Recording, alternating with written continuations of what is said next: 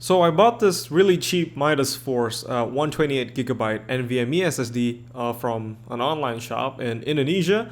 And in fact, this is an Indonesian brand, and they basically just rebrand their Silicon Motion reference NVMe SSDs, as far as I can tell. It's a really an OEM drive that they rebranded for cheap, and that's why it only cost me like $25, but in rupiah, of course, in Indonesia. So this is literally the cheapest NVMe SSD that I've ever seen, and I found it by literally sorting it from cheapest on the online store. And I thought I'd give it a shot for my test bench, which I really just used to boot into Windows and test GPUs that I was using for mining for any problems, and other miscellaneous PC hardware. And usually I was using the SATA based Midasforce SSD, which is also the cheapest SATA SSD that I could find. I was just curious at how they would hold up, and really for a test bench that just boots to Windows and really doesn't do a whole lot of anything else, they're really not a problem. You don't really need faster drives, but I just wanted to try the NVMe version just to see the performance, as well as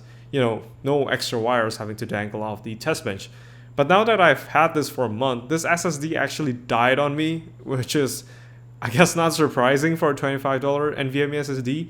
But regarding the specs, which is pretty decent, which is 2000 megabytes per second and 1200 megabytes per second read and write respectively, they don't look that bad. But clearly they cut some corners here, because as you can see, the SATA drive works just fine, and I've been using it for a few months by now, restarting and testing stuff on the PC, and it works just fine.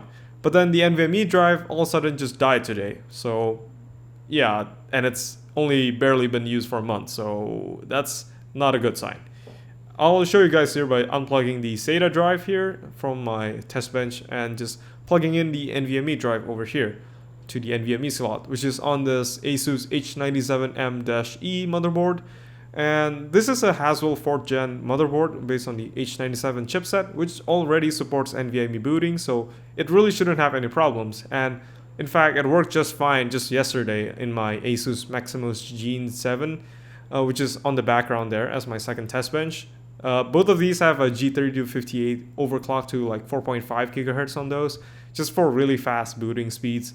And yeah, the SSD worked fine, but suddenly it doesn't work. And as you can see right now, the BIOS is really having trouble to get past this splash screen.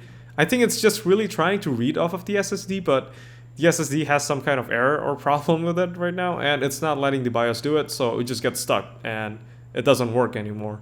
So this is a really pretty catastrophic SSD failure in my opinion. It not only prevents you from read the data, but it just literally prevents any PC that has it connected from booting at all. So maybe the only way to even see the SSD in Windows is using an external NVMe enclosure and plugging it in after Windows is booted. But even then, I'm not even sure if it'll just crash Windows once you plug it in, because this is already causing a lot of problems. Like even I'm pressing Del and numlock and it's not doing anything. It's not even going to the BIOS settings, which if I want to set the boot menu. So if you have a computer that has a problem with stuck in the BIOS screen like this, then you really might have just a bad SSD, not really bad RAM or CPU or motherboard like you might think, because an SSD turns out could actually prevent you from booting. Especially if you have a cheap NVMe SSD like I did, then it really might be the problem. It just died because, as you can see, the reliability is not that great.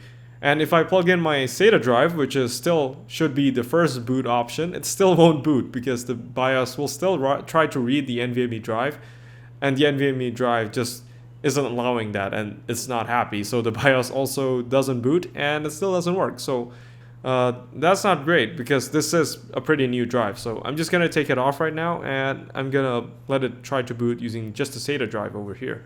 So yeah, like I said, again, this is just a simple DRAM-less NVMe SSD from Midasforce, which is an Indonesian brand.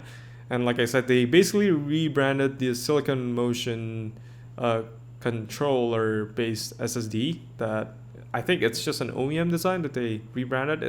Either ways, it's a really cheap design. There's no DRAM, so the performance isn't great. I just wanted no cables for my test bench. But yeah, I think that I should stick with SATA SSDs because looks like the SATA drive from Midasforce is working just fine, and it'll boot just fine on this PC. So If you're trying to cheap out on an SSD for a build, I think it's better to go for SATA drives instead of a really cheap NVMe drive, because they really have to cut some corners to hit the target cheap price point using an NVMe controller, which is more expensive than a SATA controller. And you're risking losing your data and having annoying issues with your PC, so I really wouldn't risk it. But yeah, that's it for this video. I hope you do enjoy it, and if you'd like to see me test this SSD once I get a replacement from the warranty, then maybe click subscribe to see more of my future videos as well. Thanks for watching.